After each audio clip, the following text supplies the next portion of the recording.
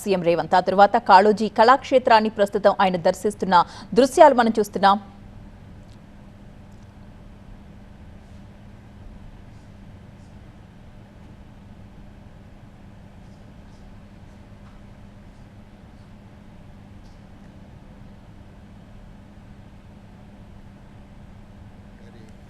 పేరిట ఉన్నటువంటి foundation CM గారు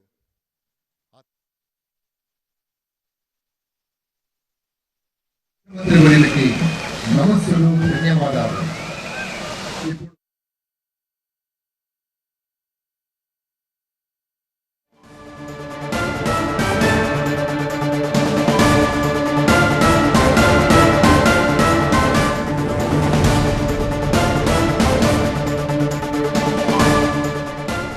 కాళోజీ కాంస్య విగ్రహాన్ని ఆవిష్కరించిన అనంతరం సీఎం రేవంత్ కళాక్షేత్రం లోపల ఏర్పాటు చేసిన ఫోటో గ్యాలరీని సందర్శించారు. కాళోజీ జీవితానికి సంబంధించిన విశేషాలతో అక్కడ ఫోటో గ్యాలరీని కూడా ఆవిష్కరించడం జరిగింది. ఆ ఫోటోస్ కి సంబంధించి అధికారులు ఆయనకి అన్ని వివరాలు తెలియజేస్తూ లోపల గ్యాలరీని చూపిస్తూ ఉన్న దృశ్యాల్ని ఇప్పటివరకు మనం చూసాం.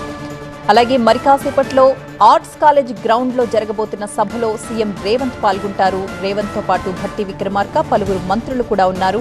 ఈ ఏడాది కాలం పాటు ప్రభుత్వ పరిపాలన ఏ విధంగా ఉంది అనే అంశాలన్నీ కూడా ప్రజల ముందు పెట్టబోతున్నారు. అలాగే కాంగ్రెస్ పార్టీ ఇచ్చిన హామీలు ఎంతవరకు నెరవేర్చగలిగారు అనేది కూడా ఆయన సభలో మాట్లాడబోతున్నారు. ప్రతిపక్షాలు చేస్తున్న విమర్శలకు కూడా ఆయన సమాధానాలు చెప్పబోతున్నారు.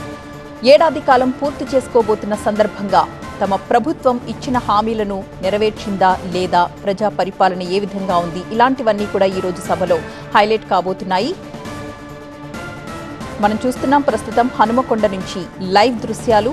కాళోజీ కళాక్షేత్రం లోపల ఏర్పాటు చేసిన ఫోటో గ్యాలరీని పరిశీలిస్తూ ముందుకు సాగుతున్నారు. ఆయనతో పాటు భట్టి విక్రమార్క, అలాగే పలువురు మంత్రులు కూడా ఉన్నారు.